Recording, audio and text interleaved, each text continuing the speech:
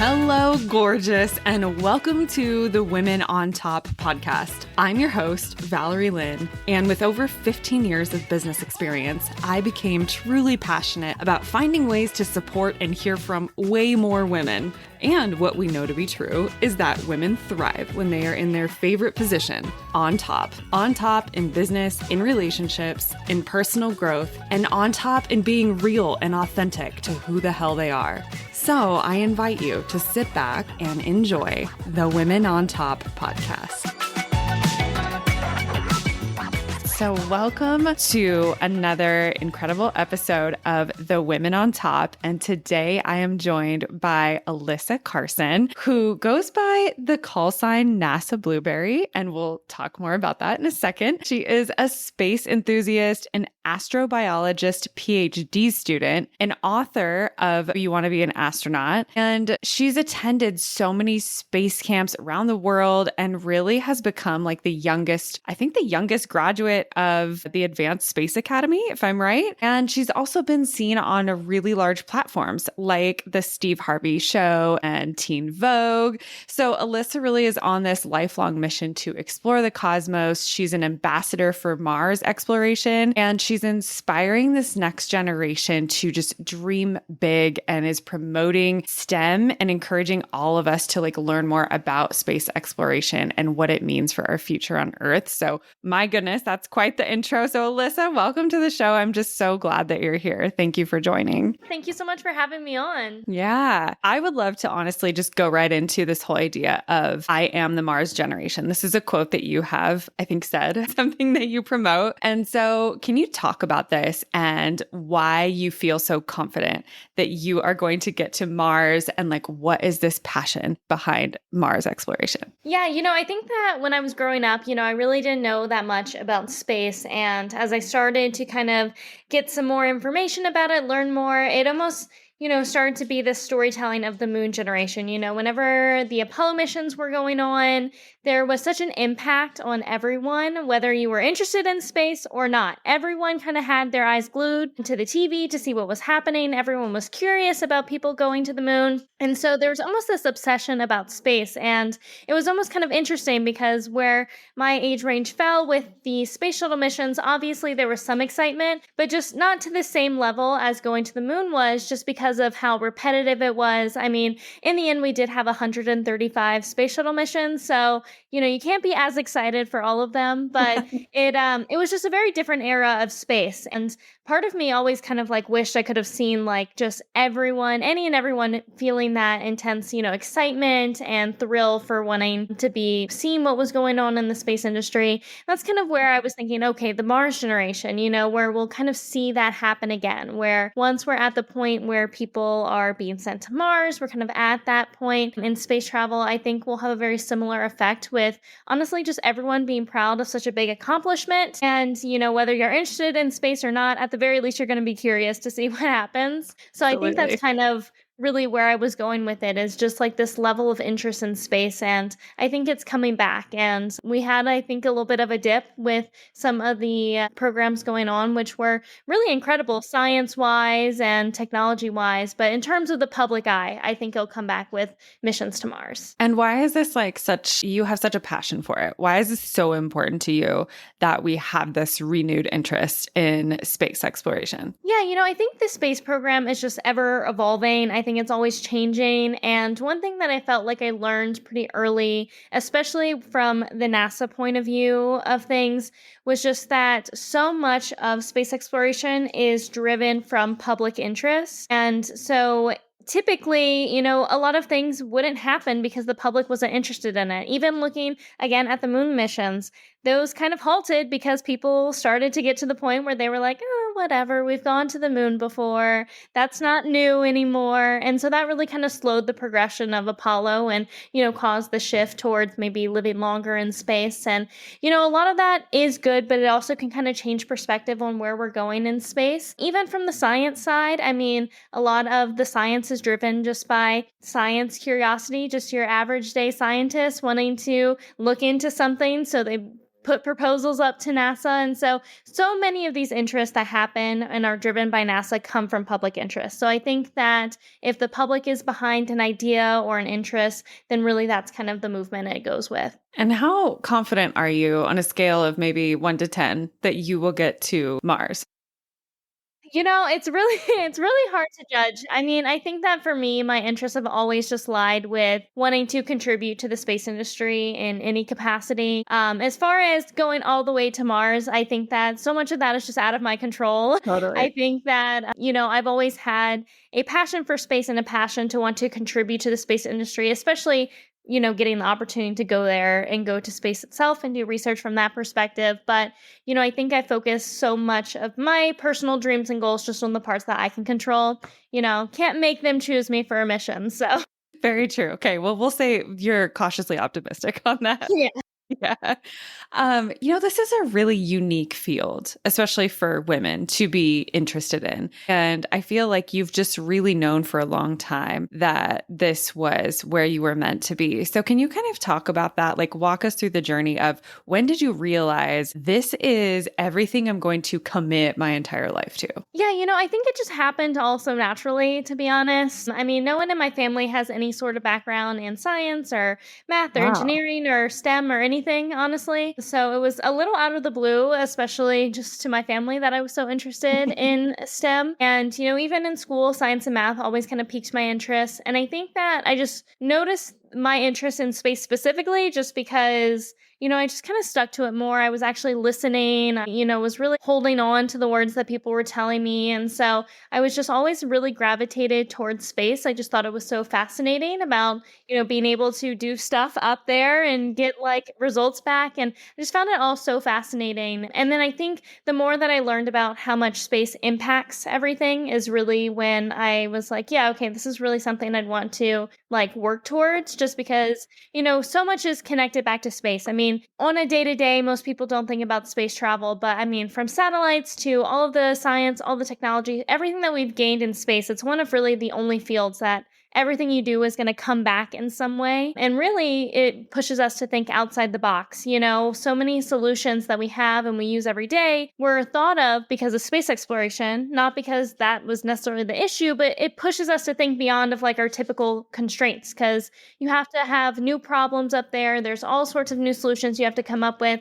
So we just get so much out of pursuing space exploration. And so kind of seeing those benefits as a add-on to already a fascinating field was just kind of, I think, what kind of glued me in. Yeah, that's really good perspective. I have never thought of it that way of like, gosh, it really pushes our own limits in our mind. What has it done for you then in terms of that? Like, how has it expanded you in ways that you didn't expect? Yeah, I think I've really just gained like a wider perspective on how like one research area can really be all encompassing. I think that especially now with being in such like a zoned in science field, I think a lot of times with scientists you get very wrapped up in your own research which feels so specialized and so specific to the tiniest little thing. But once you kind of like zoom yourself back out, you can kind of see the broader implications of what you're doing. And I think that that's been really helpful like on a personal level in wanting to pursue research because it can feel very like limited. But I think that knowing like from the perspective of space travel that if almost always if you just kind of zoom out for a second you're like, oh wait, this can be applied to this or this can be applied to that. And so I think that having that mentality is really good for just always realizing your impact. And that really is with everything. I mean, obviously we can see it in science, but so much of the time even with our own personal impacts you kind of forget the impacts that you're making. And so you kind of take a breath, zoom yourself out, and you're like, oh my gosh, wow, that was actually really really amazing. Yeah, I like that zoom out approach. That's really powerful sometimes for all of us in life. I like how this applies to so many different things. Like, we're focusing in on the space exploration and all of this, but at the same time, it really applies in such a broad sense. I'm also wondering, how were your parents? Were they supportive of you going through this journey? I feel like if it were my parents, they might be a little more skeptical and scared and a little worried. So what were your parents like and what were those reactions? Yeah, I think my whole family, especially in the beginning, was just like, okay, cool, she likes space. There wasn't, too much like thought behind it. Even, my grandmother, she was kind of one of the first ones that brought me to the US Space and Rocket Center where Space Camp was, just because we were like driving through Alabama and she was like, Alyssa likes space. That looks like some rockets, I guess. Yeah. So for the most part, they were like generally just supportive of my interests. I don't think understood the gravity or like how serious this interest was. And I think like as I got older and this like fascination with space kind of continued, then like it started to set in that maybe that's what I was actually going to work towards and do. So Yeah. I think it just kind of came gradually, but since they were kind of supportive from the beginning, that support just kind of like grew as my interest grew, I would say. Okay. Just because the more serious I became, I think the more serious they took what I was saying. Yeah. So Has I there think that been, just kind of yeah. naturally flowed. Yeah. Has there been any fear from their end about you going to space and what that might entail? Yeah, I think that from a family perspective, there's always going to be some level of fear. I don't think any of them would ever say that like they're Yeah. fully trusted in everything and have no fear. So I think that there's that, but I don't think that there's ever been where like they were too scared for me to like continue in my interests.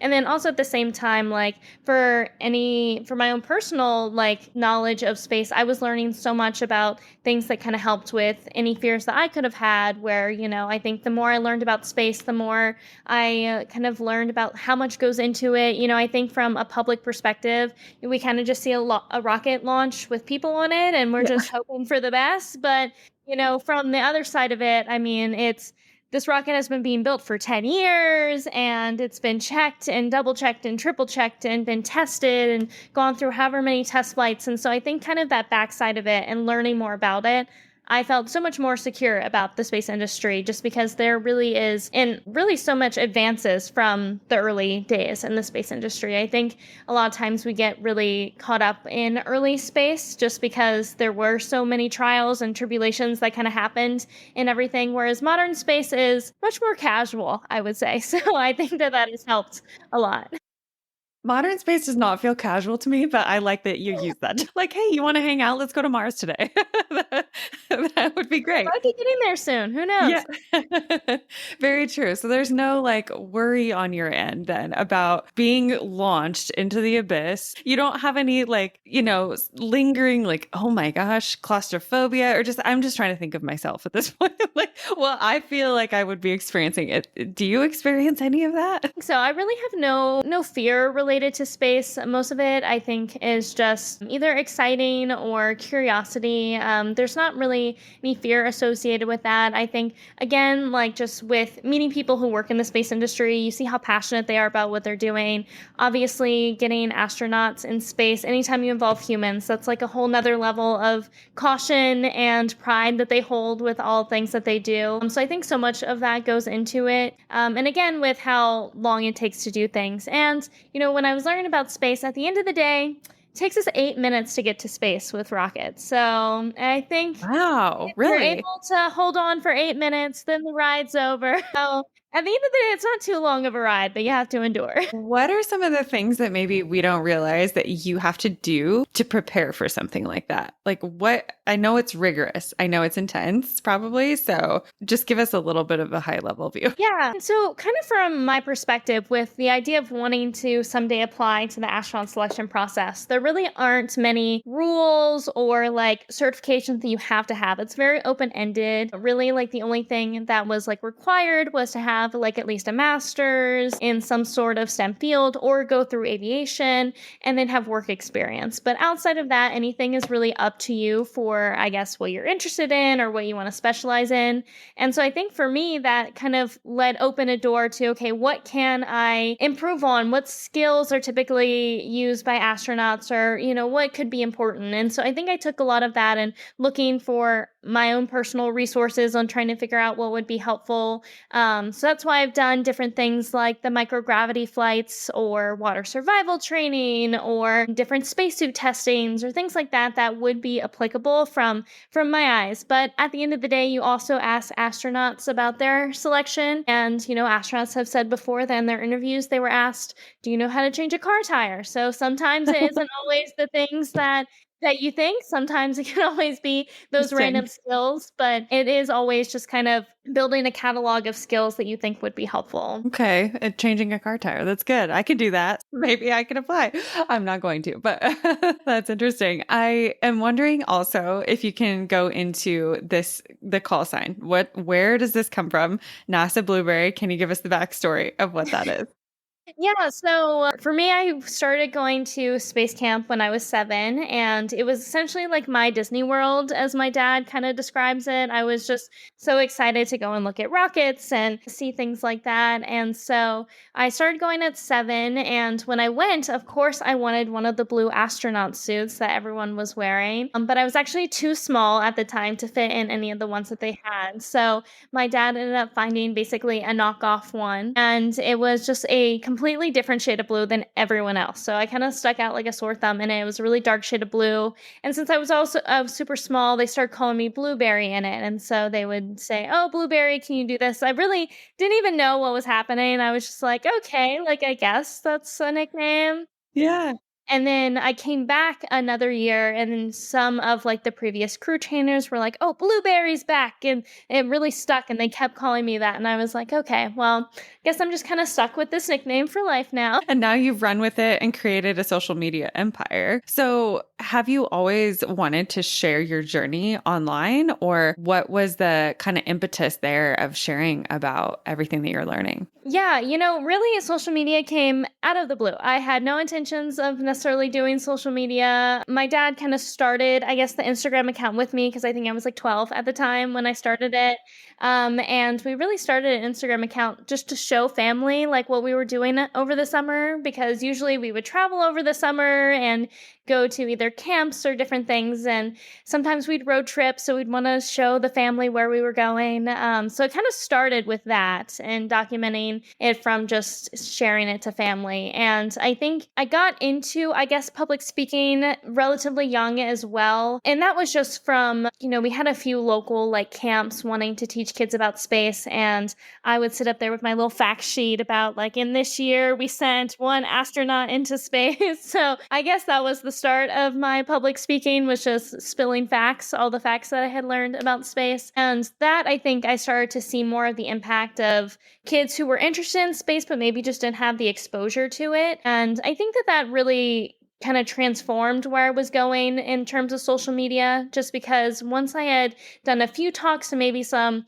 local schools, I started seeing the interest, but space wasn't necessarily like a class or something you would really learn in depth about. And once kind of kids had the opportunity to ask questions and really get a more in-depth knowledge about everything that happened in space or where the future of space or what was happening right now in front of them, to be honest, like a lot of that was really impactful for them. And so that kind of just shifted, I guess, a little to social media, because I started to realize, okay, maybe there are a lot more people, a lot more kids interested in space who just don't have the access to either information about it or even know that they can follow that as a passion or a dream. So they may not even know that they can pursue it. Yeah, I love that. Is that part of your mission, is to help the younger generation get access to learning about space? Yeah, I think that when I first started, it was really just teaching people about space. But the more I met more and more kids having that interest and passion and asking, how did you get to this place? Like, I want to do this.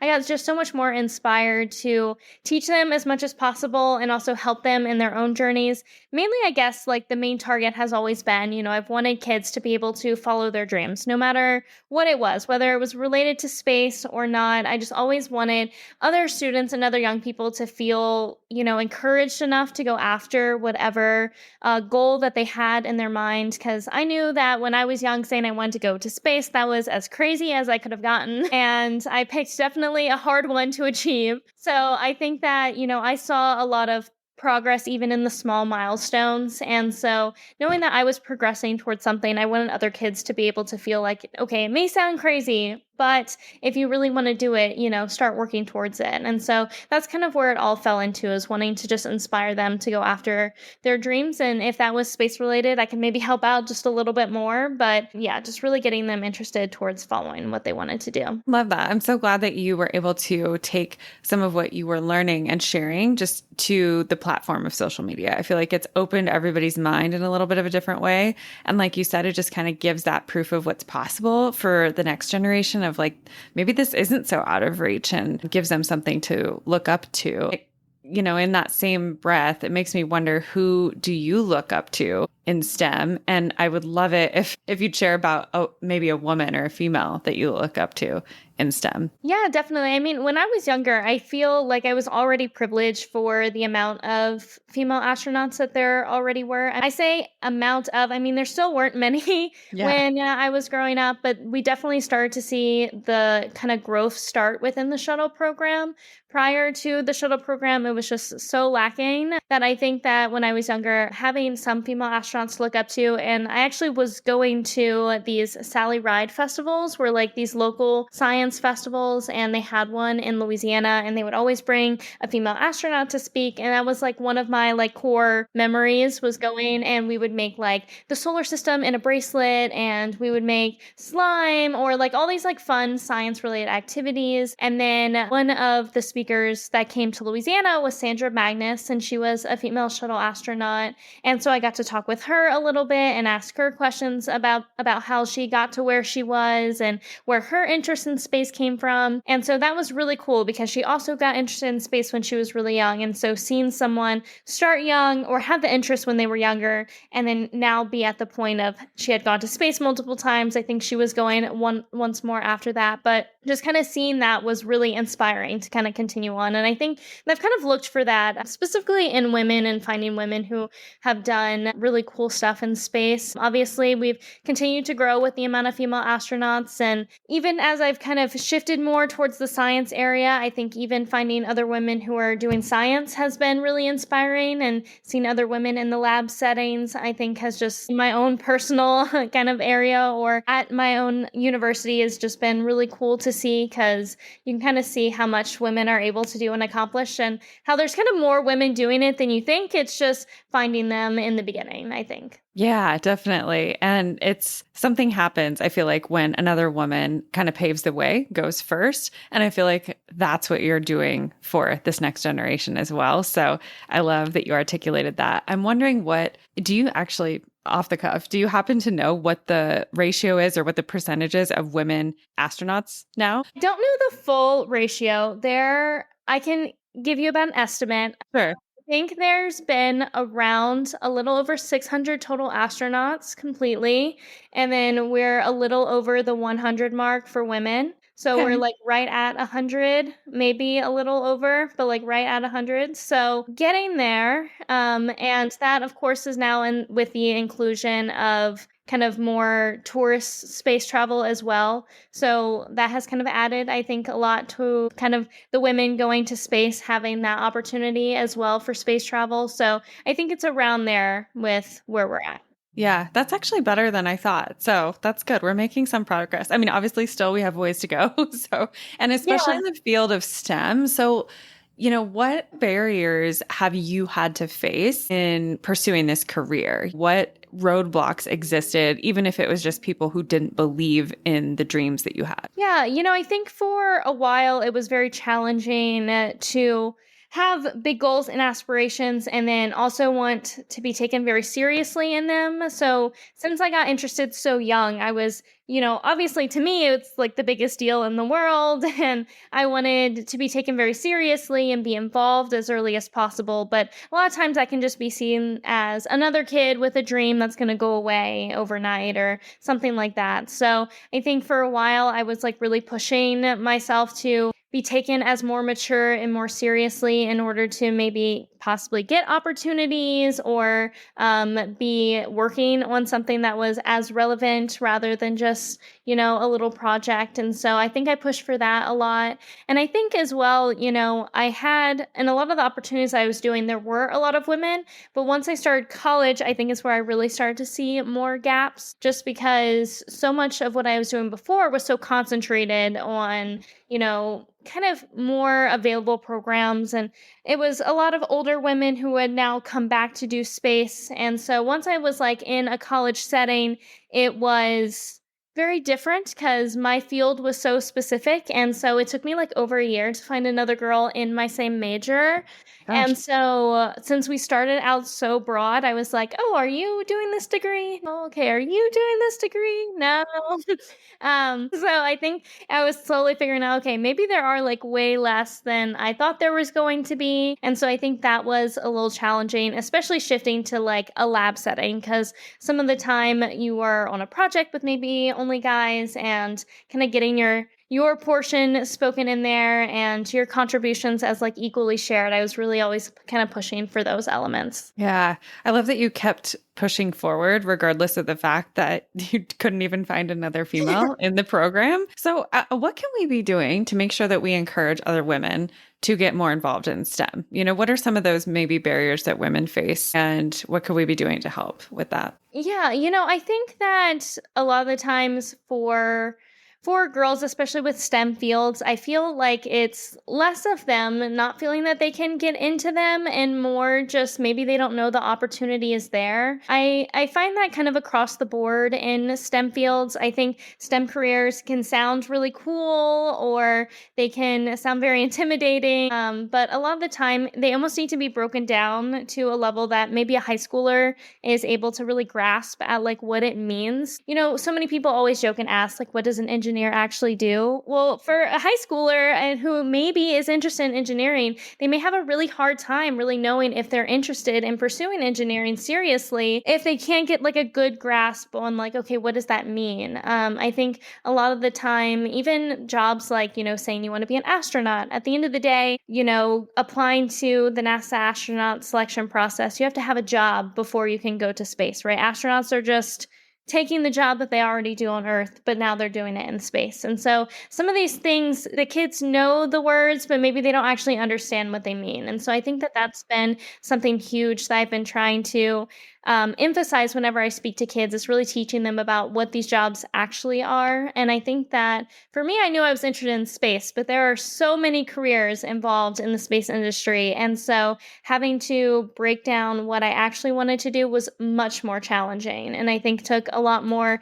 time and energy going into just what do those jobs mean and what those options are.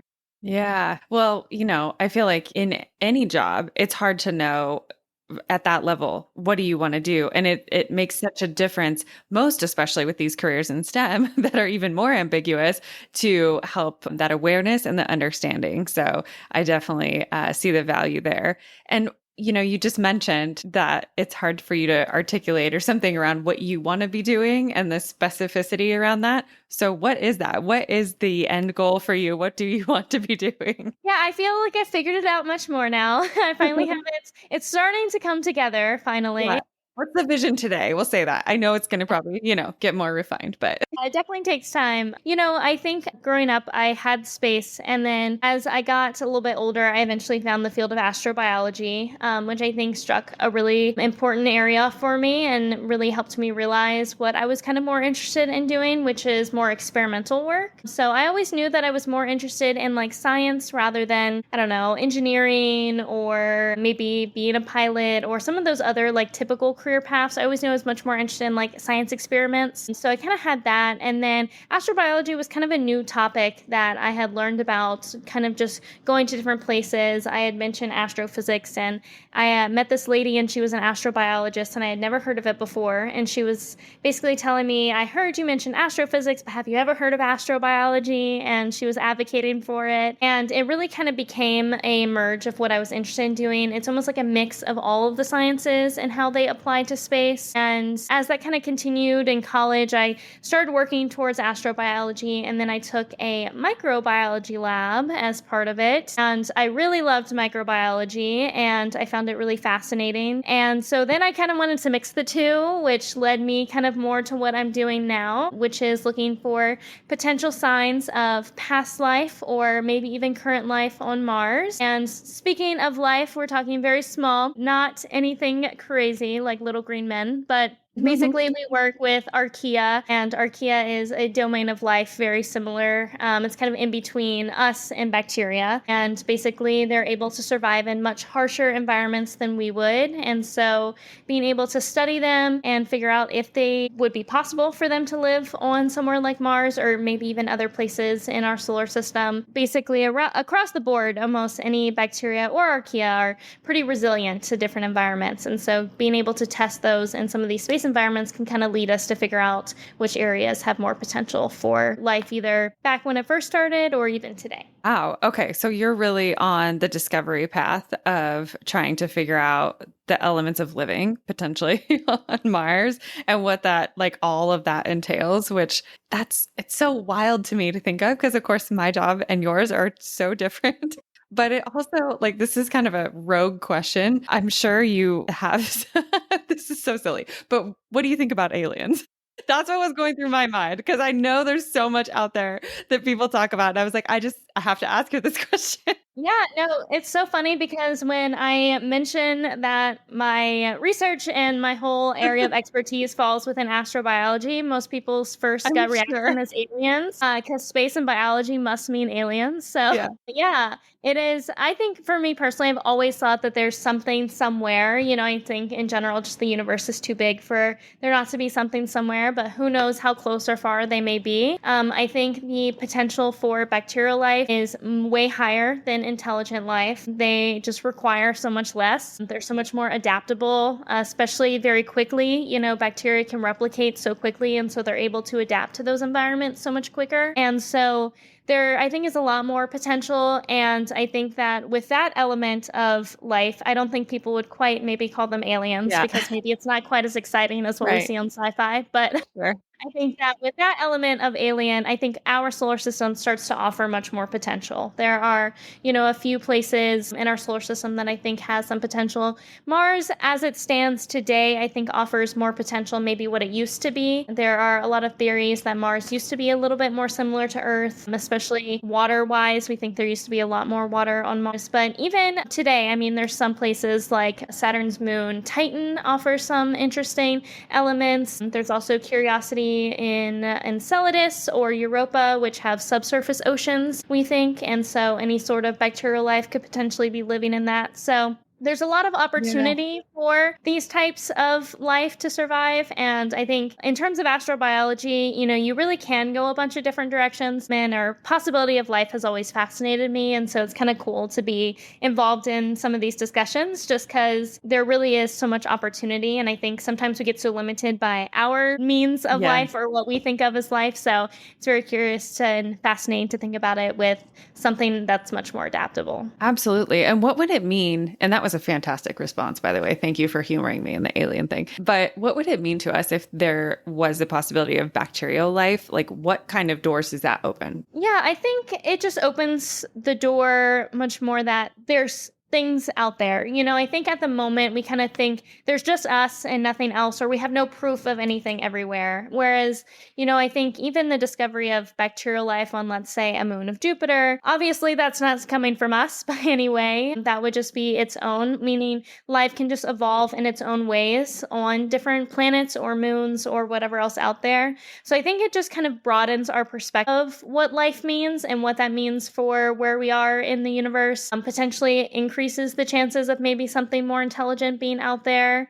Because, for the most part, what we know is that those bacterial life evolved and eventually became us. So it could be possible elsewhere that that's happening. So I think it just kind of opens a big door for what's out there. But it also offers a lot. Astrobiology now leans a lot into planetary protection. And that is just basically meaning how do we continue to, let's say, go to the moon, maybe even go to Mars, but also not bring all of our bacteria to those places to where we would now get confused confused with, our bacteria being there versus bacteria that may have just been there by itself. So there's a big distinction between trying to keep kind of the bacteria separate and everything, just to Oh, make sure that right. if there is a discovery like that, we want to ensure that it's of its own making and not just we brought it there and now we brought Yeah. bacteria somewhere. Right. There's so much to think about. I mean, this just opens up new realms in my mind, and I can't even begin to imagine your world and everything that is involved. Have you, you're a really big voice again, like on social media, and you share a lot about space. Have you ever gotten some negative feedback? Have you gotten, sometimes those comments are not very kind. And how have you handled that going along this journey? Yeah, I think that there are plenty of people who think space exploration is completely irrelevant, or that maybe it's a waste of money to go to space, or maybe some of the science that goes on in space is a waste. So I think there's always going to be that perspective. I think that space is very out there, and obviously a lot of people aren't necessarily going to think of it as a priority on like at first glance. And I think that that's totally understandable. I mean, sometimes when we look at things like bringing samples back from an asteroid, that can like feel so silly in the grand scheme of things, especially before you kind of break down what that could mean or what we could gain and learn about Earth from it all. I think that a lot of the times we see things going out to space, but then the public doesn't necessarily see it coming back or the impact coming back. And I think that's kind of where it gets lost in translation. But I think in general that there's always going to be someone who's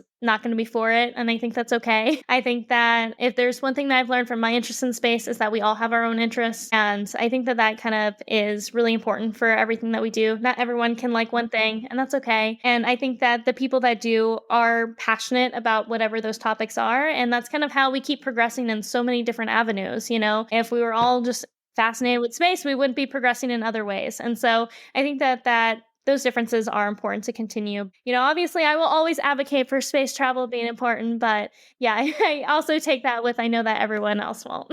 Yeah, I think that's really powerful what you just shared about everyone has their own interests and that that's really important that we just own that kind of like accept that we have these things that maybe we kind of nerd out about, right? That just fascinate us for some reason and that's good. That's what makes the world go around. Was there ever a time that you felt like you were ready to throw in the towel? And what was it that got you out of that moment? Yeah, I think that I've never had like a full give up on space as a whole, if that makes sense. I think that kind of in the progression of figuring out what exactly within the space industry I wanted to do, there were a lot of challenges. Even when I started college, I was like, okay, this seems very challenging, or, am I cut out for this? Or even, is down to like research topics. I mean, there are some that I've been questioning, am I capable of, putting this time and energy and going into this with full force? So I think there's been a lot of questions along those lines of exactly what I want to do, which I think so much just comes with figuring myself out. I think that it's very it seems so put together to like know what you want to do, but there's so many layers to it. And so I think that as I've gotten older and gotten more invested in different areas, I've been learning more about what I'm personally interested in, and so that's kind of helped narrow things down. But there's been a lot of second guessing with the different choices that I've made and just making sure that I'm kind of going about it the right way. But I think getting through them is always just checking with myself that I'm still interested or I'm still passionate. I think that's what I've kind of always gone back to, because like my interest in space started from just a passion about space, and especially shifting into like a PhD in something. It was kind of the best advice I was given was just to make sure you're doing something that you enjoy, because it's so self-motivated. It's so, self-working. And so if you aren't interested in the topic, you just aren't going to do it. And so I think that I've always kind of gone back to, okay, do I like this? Like checking in with myself, like I'm not doing this for anyone else, do I like it? And so I think that that's kind of helped answer some of those questions when I'm like second guessing on whether or not I'm continuing on the right path. Yeah, I really like that. And I'm glad that you shared that you've had some moments, because I think it's very easy to see someone like you and to put you on a pedestal. And, especially on social media, you've got all these followers, it looks so amazing. You've got all this space knowledge and I think it's great for people to hear that you're human too, and that you have doubts, and that there's moments when you second guess yourself and have to even sometimes maybe take a pause and say, am I enjoying this? And do I need to check in with myself more deeply? So I think that that's really good advice, no matter who you are, what age you are, regardless. So thank you for that. What would you say, like, if you could, take a magic wand and wave it for your dream life right now, what would that look like? If just like, let's go there. That's like a great question. I don't know. I'm weirdly like very content with like where things are right now. Yeah. I think that obviously the opportunity of going to space will always be a wish. And so I guess that if I had a magic wand, I would love just to go to space and be able to contribute in that way.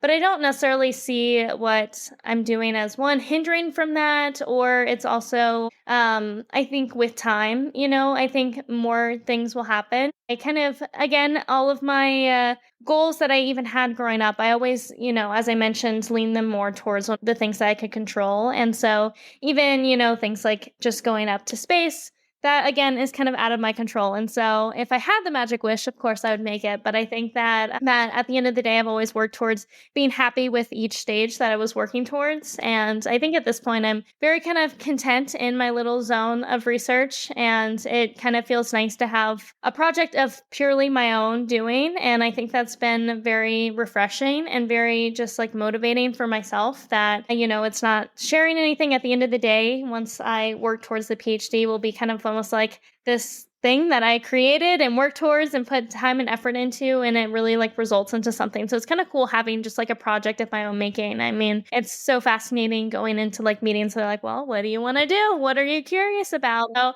it's just very fascinating to have people like asking me. I'm like, shouldn't I be asking you like what to research? And they're like, Yeah. no, like, what do you want to know? That's amazing. That is a great opportunity, and probably has given you a lot of insight. And also, you're probably like, gosh, there's so much I want to know. How do I focus in on Right. this one thing? So, the project that you're talking about, is that this is the research around Mars, right? Like, this is the Yes. research around life on Mars. Is there like more specificity to that, or like what the actual goal is there, or? Yeah, so I guess more specifically, what I work on is specifically we do methanogens, which is a species of archaea, and they produce methane, and they're typically found like in oceans and things like that. But the reason why they're an area of interest is because some trace amounts of methane have been detected on Mars, and we don't currently know why.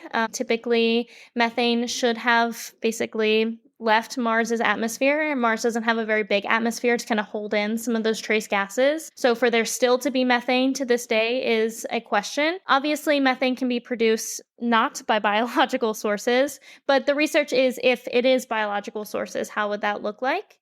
And then I specifically am looking for, is there any sort of biomarkers? So is there a way that maybe these archaea are leaving a mark on soil, leaving a mark on different clays, something that we could look for to be indicative of them, either they were there in the past or something like that. So kind of a mix of geology with its interactions on biology. Wow. Okay. I'm learning so much just from this conversation. I had no idea that there was still like traces of methane on Mars. I didn't even know like all about that.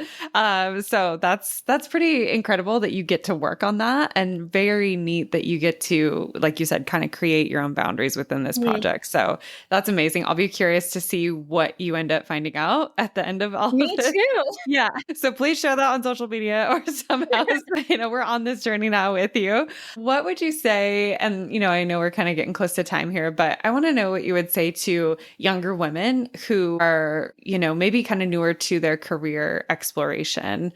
And what advice would you just give them knowing what you know now? Yeah, I think one of the biggest things that I've always like cautioned myself with, sharing on social media, I think I've had like a lot of young girls get really caught up on wanting to do exactly what I did to a T. And I think that it's really important to find what you're interested in. I always say that you could do everything that I did and then absolutely nothing that I did and end up in the exact same position. And I think that is one of the great parts about being interested in space or STEM in general, is that there are so many opportunities. So it's so important to take the time to think, okay, what are you interested in? Because the amount of opportunities there are for you to go into are kind of endless, to be honest. There's so much for you to either get into or kind of specialize in. And so I think it's really important to have role models and kind of see what they're doing as inspiration for maybe different opportunities that you could do or different ideas that you could have. But at the end of the day, it's always going to fall back on what you're interested in. So I think those self-reflections are really important. I also think it's really important to talk about your dreams and share your goals. You never really know where opportunities are going to come from. And so being outspoken is really important, especially being a woman and going into these types of fields. It's really important to share what you're interested in. Even some of the opportunities that I got were from such strange connections. I mean, it's always so amazing to see how someone has some random connection and where those can get you. And so those little levels of networking are so important. So I think especially for young girls, it can feel very scary to say that you're interested in space or say that you want to be an engineer or kind of say those things to other people. But just know at the end of the day, if you're passionate about it and you want to work towards it, you can make it into a reality. Don't let those people take your dreams away. Really just focus on what you're interested in. I really like that. That's really good. And I'm thinking about this just for myself, even. I used to kind of think that you have to hold your dreams close to your chest and just go do them on your own. And the older that I've gotten and just with whatever experience, it's become more aware that you want to share them for that reason exactly. And that you end up with this tribe of people around you who are supporting you and cheering you on. And even that is applying like in my own work life where I'm passionate about something that I'm trying to pitch, like a project, and just sharing that,